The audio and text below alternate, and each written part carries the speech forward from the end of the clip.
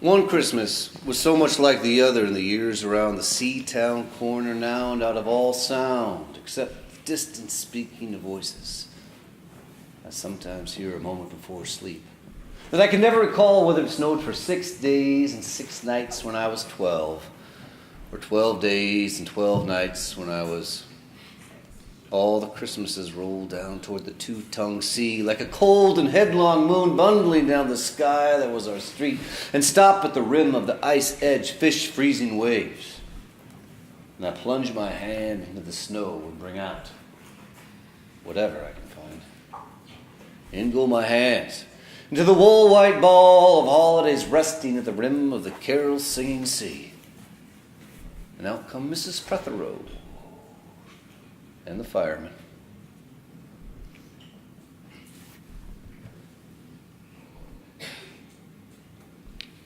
It was on the afternoon of the day of Christmas Eve, and I was in Mrs. Prothero's garden waiting for cats with her son Jim. It was snowing. It was always snowing. December, in my memory, is as white as Lapland, though there were no reindeer. But there were cats. Patient, cold, and callous, our hands wrapped in socks. We waited to snowball the cats. Sleek and long as jaguars, and horrible, whiskered, spitting and snarling, they would slink and sidle over the white back garden wall, and the lynx-eyed hunters, Jim and I, would hurl our deadly snowballs at the green of their eyes. The wise cats never appeared.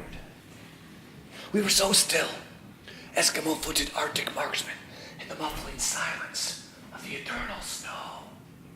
Eternal. Ever since Wednesday. That we never heard Mrs. Prothero's cries from her igloo at the bottom of the garden. Or if we heard anything at all, it was, to us, like the far-off cry of our enemy and prey, the neighbor's polar cat. "Fire!" cried Mrs. Prothero, and she beat the dinner gong. We ran down the garden with snowballs in our arms towards the house, and smoke indeed was pouring out of the dining room. The gong was bombulating, and Mrs. Prothero was announcing ruin like the town crier of Pompeii. This was better than all the cats and whales standing on the wall in a row. We bounded into the house, laden with snowballs, and stopped at the open door of the smoke-filled room. Something was burning, all right. Perhaps it was Mr. Prothero, who always slept there after his midday dinner with a newspaper over his face. But he was standing in the middle of the room, waving his slipper as though he were conducting. "Do something," he said. "Call the fire brigade," said Mrs. Prothero. "They won't be there," said Mr. Prothero. "It's Christmas." There was no fire to be seen, only clouds of smoke, and Mr. Prothero standing in the middle of them, waving his slipper as though he were conducting. "Do something," he said, and we hurled our snowballs into the smoke-filled room. I think we missed Mr. Prothero, and we ran out of the house towards the telephone box. "Let's call the police as well," says Jim. "And Ernie Jenkins. He likes fires." But we only called the fire brigade. And soon the fire engine arrived, and 3 tall men in shining helmets brought a hose into the house. And Mr. Prothero got out just in time before they turned it on. And when the firemen turned off the hose and were standing in the wet, smoky air, Jim's aunt, Miss Prothero, came down the stairs to peer in at them. Jim and I waited very quietly to hear what she would say to them. She said the right things. Always. She looked at the 3 tall men in their shining helmets standing amongst the smoke and cinder and dissolving snowballs and said, "Would anyone like something to read?"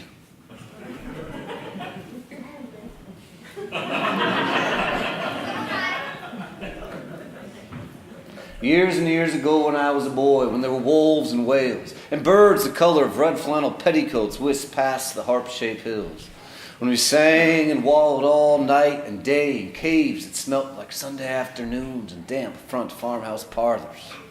When we chased with the jawbones of deacons, the English and the bears, before the motor car, before the wheel, before the Duchess face horse. When we rode the daft and happy hills bareback.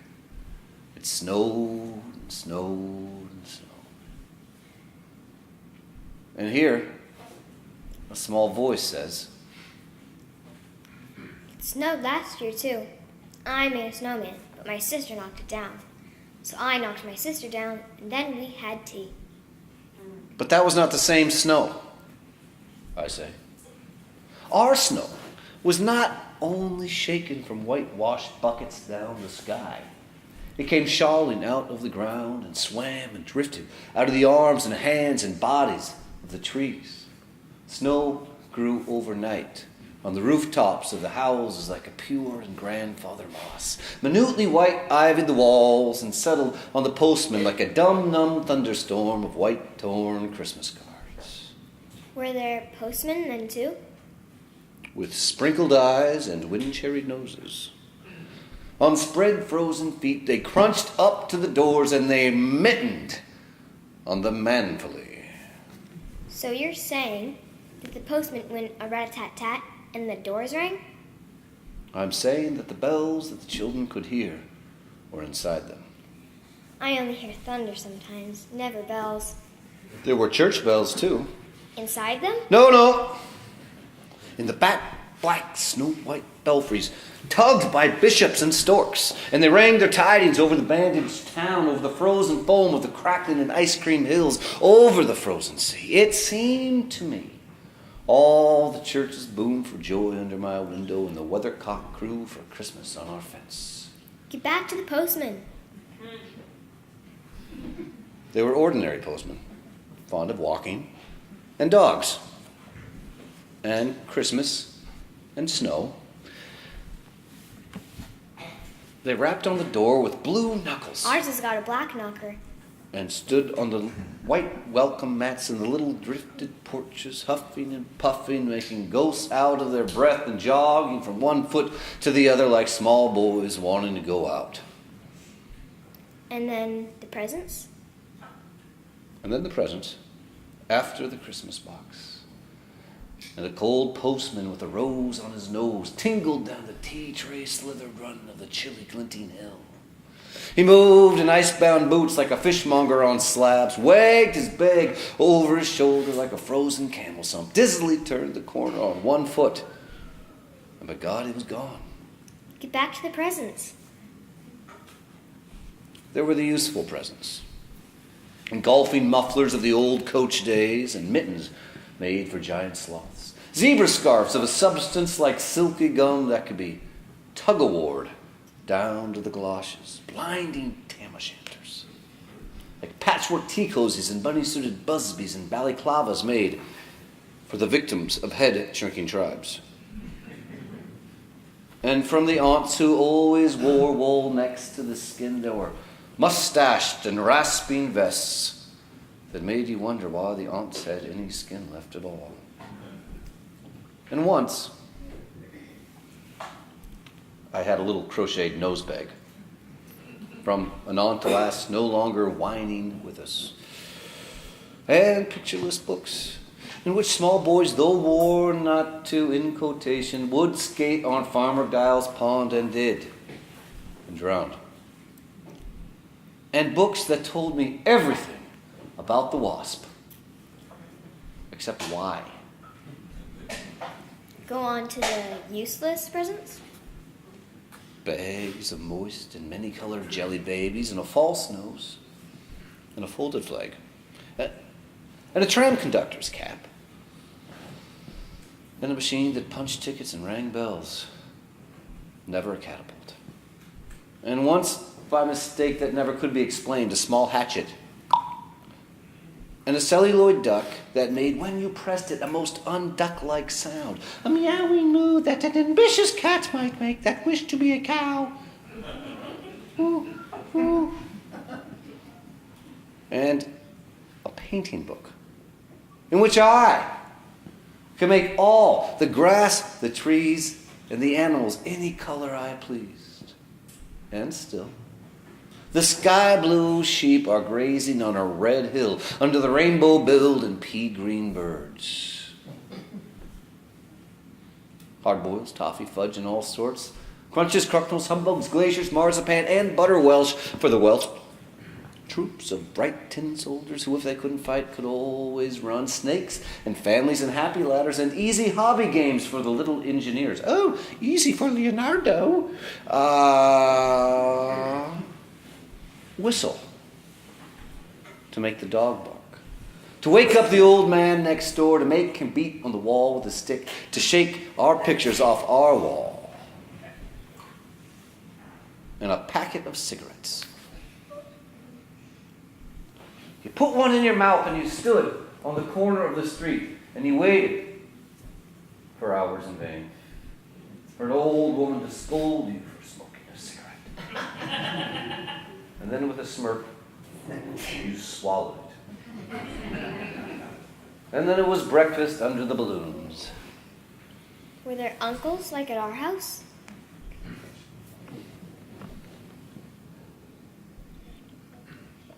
There are always uncles at Christmas. The same uncles. And on Christmas morning, with dog disturbing whistle, I would scour the swath town for the news of the little world and find always a dead bird by the post office or by the deserted swings, a robin perhaps all but one of its fires out. Men and women wading or scooping back from chapel, with taproom noses and wind-bust cheeks, all albinos, huddled their stiff, black, jarring feathers against the irreligious snow. Mistletoe hung from the gas brackets in all the front parlors. There was sherry and walnuts and bottled beer by the dessert spoons. And cats in their fur bouts watched the fires, and the high-heat fires spat, all ready for the chestnuts and mulling poker. And some few large men sat in the parlors without their collars, uncles, almost certainly, trying their new cigars. They held them out judiciously at arm's length, returned them to their mouth, and coughing, held them out again as though waiting for an explosion. And some few small aunts, not wanted in the kitchen, nor anywhere else for that matter, stood on the very edges of their seat, poised and brittle, afraid to break like faded cups and saucers.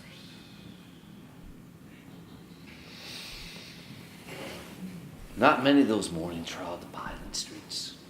An old man always, fawn-bowlered and yellow-gloved, and at this time of year with spats of snow, would take his constitutional to White Bowling Green and back as he would take it, wet or fine, on Christmas Day or Doomsday. Sometimes two hale young men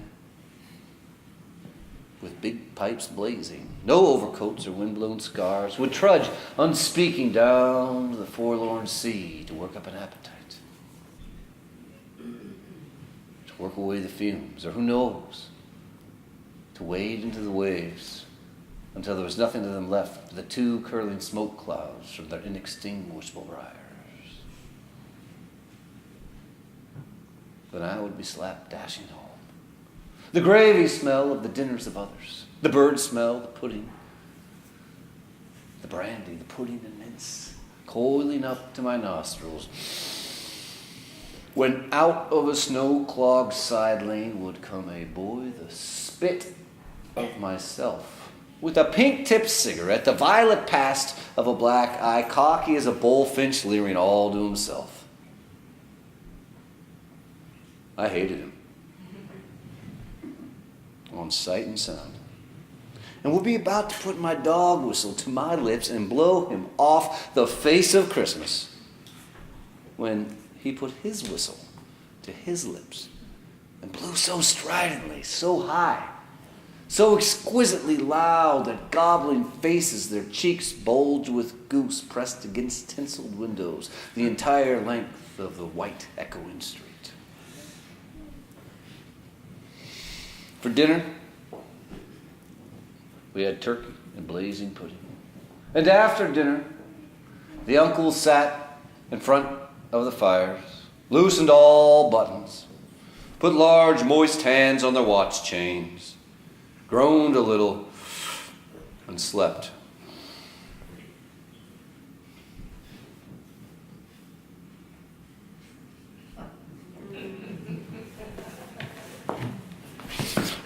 Uncles, brothers, mothers, mothers, aunts, sisters scuttled to and fro, bearing tureens. Auntie Bessie whimpered by the sideboard after being scared twice by 2 clockwork mice. The dog was sick. Auntie Dosey had to have 3 aspirin.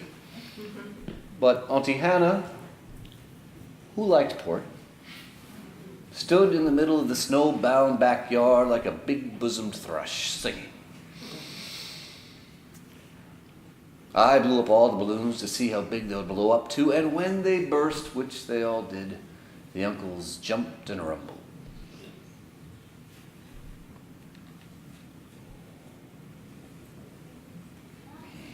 In the rich and heavy afternoons, the uncles breathing like dolphins, the snow descending, I would sit among the festoons and Chinese lanterns and nibble dates, or try to make a model man of war following the instructions for little engineers, and produce what might be mistaken as a sea-going tram car.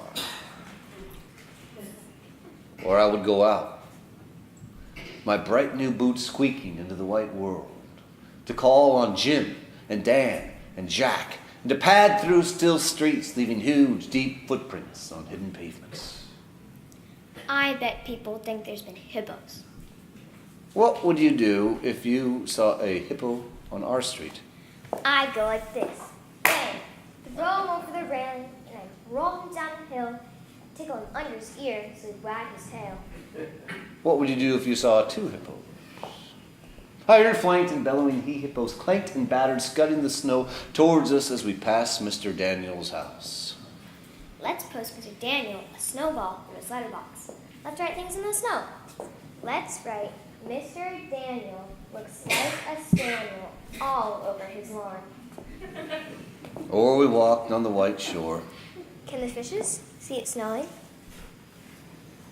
The one clouded heavens moved on to the sea. Now, we were snow-blind travelers lost on the north shore, and vast, dewlap dogs with flasks around their necks ambled and shambled up to us, baying, "Excelsior!"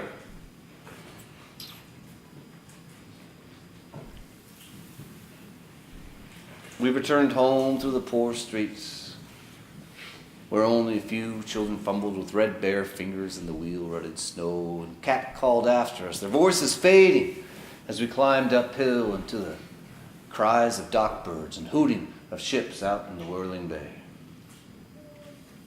And then at tea, the recovered uncles were jolly. An ice cake loomed in the middle of the table like a marble grave. Auntie Hannah wasted her tea with rum, because it was only once a year. Bring out the tall tales now that we told around the fire while the gaslight bubbled like a diver. Ghosts wooed like owls in the long night when I dare not look over my shoulder. Animals lurked in the cubbies beneath the stairs where the gas meter ticked. And I remember we went carol singing once. Well, there wasn't a shaving of a moon to light the flying streets. At the end of a long road was a drive that led to a large house. And we stumbled up the darkness of the drive that night.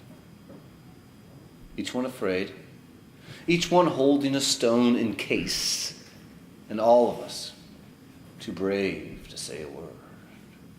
The wind made noises through the trees as of old and unpleasant, and maybe web-footed men wheezing in caves.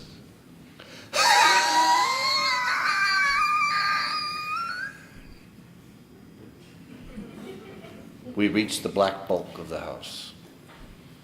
What shall we give him? Hark the herald? No, says Jack. Good King Wenceslas. I'll count 3. 1, 2, 3. And we began to sing. Our voices high and seemingly distant in the snow-felted darkness around the house that was occupied by nobody we knew. Good King Wenceslas came down on the feast of Stephen. And then a small dry voice, like a voice that hasn't spoken for a long time, joined our singing. Eggshell voice from the other side of the door, a small dry voice through the keyhole. And when we stopped running, we were outside our house. The front room was lovely. Balloons floated under the hot water bottle, gulping gas. Everything was good again and shone over the town. Maybe it was a ghost, said Jim.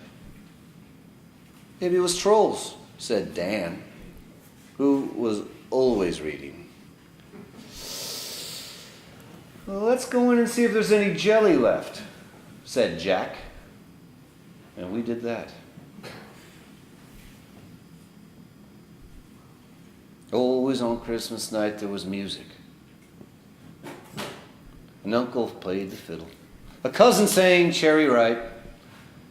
Another uncle sang Drake Strum. It was very warm in that little house. Auntie Bessie sang a song about bleeding hearts and death, and then another in which she said her heart was like a bird's nest. And then everybody laughed again, and then I went to bed.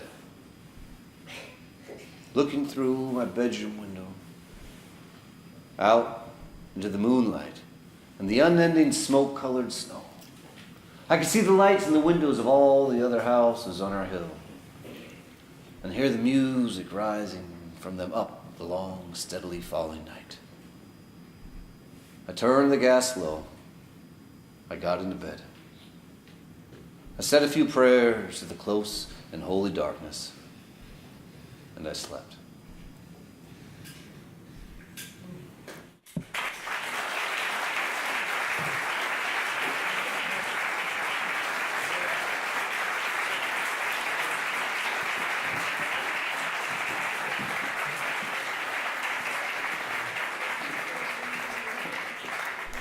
We have a few more songs, of course, for you with the wonderful Gouran girls.